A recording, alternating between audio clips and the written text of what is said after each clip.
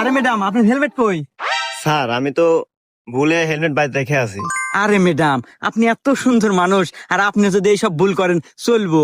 এই যে রাস্তাঘাটে চলাফেরা করেন, যদি হঠাৎ করে অ্যাক্সিডেন্ট হন, ব্যথা পান, একটা সমস্যা না?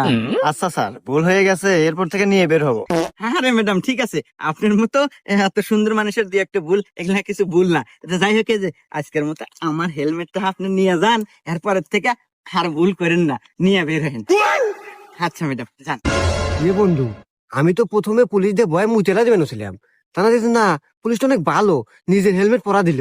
হ হ মুখে তা কিছু করবো না। বাবাজি আপনার হেলমেট কো? স্যার আসলে হয়েছে কি, আজকে বলে বাসায় হেলমেট রেখে এসেছি। ও আচ্ছা, রেখে আসছো বলে। আর কথা তো বলিস না, হ্যাঁ? হেলমেট বাড়িতে রেখে আসছো মানে?